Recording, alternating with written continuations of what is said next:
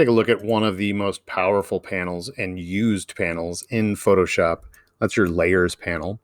Now, you've had a lot of experience with this already in working in Photoshop, but I want to show you a couple of the keywords that you'll need to know for this. So first thing, notice when I drag this out, this isn't really something you need to know for the quiz, but for actual functionality, this is undocked. That's docked. Think of it as like a boat.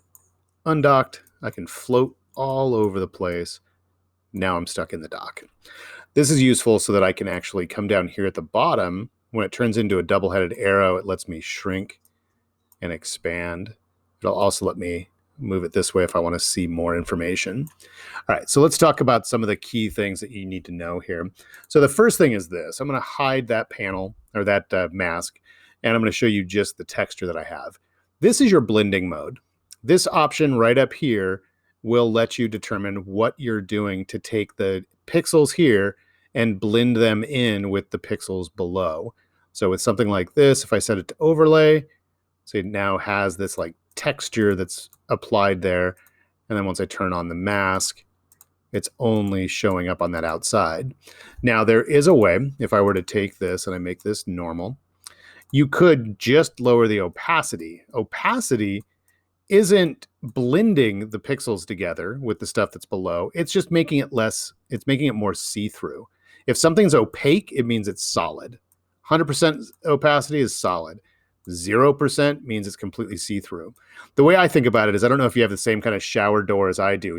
I've got one that's kind of frosted, where it's not completely see-through, but it's not completely solid. So it's got this kind of frosted effect. That would be like a 50% opacity. So you're kind of seeing through it, but not completely. 0 would be just like a window, sheer glass. 100% would be like a brick wall. So that's the basic idea of opacity, is how see-through is it. So you've got your blending mode, you've got your opacity. Now you also have these things we haven't really gotten into too much, so I'm going to hold off on those. But looking here, ways you can figure out what's going on with the layers is you've got a couple things happening here. You have groups. Groups can be made by selecting your several of these and then choosing group. You can see you've got this piece here where there's a little arrow. That's a clipping mask. Remember, that is a mask. Let me turn this one off. That is something that is affecting only that one layer. So when I'm holding on the Alt or the Option key, that's a clipping mask. So when you look at the layers panel, you can see that's a group because there's a folder. They're in that group because they're slightly indented, and there's a clipping mask there because of that arrow. So you need to be able to identify that. I might ask you which layer is clipped. And you have to know, oh, okay, it's that hue and saturation layer is clipped to that one, or whatever. You'll also notice here, these are showing that you have layer effects applied. Remember, the effects are down here, that FX. It's a cute name for a little effect. You've got your stuff set up for deciding what you want to do. Now, we've done that with some text effects before. So speaking of which, let me go ahead and hide this one for a second. And I'm just going to add in text. Now notice the difference when I have the word text here. I'm going to move it up above everything. When I have text up here, see how the layer looks different. This layer, when there's checkerboard, means it's transparent. This layer has a T. That means that's the text layer. That's a specialized layer. It's a vector layer, which means I can still edit that. I can make it larger or smaller without losing quality. I can't do that really with any of these other layers that have pixels on there.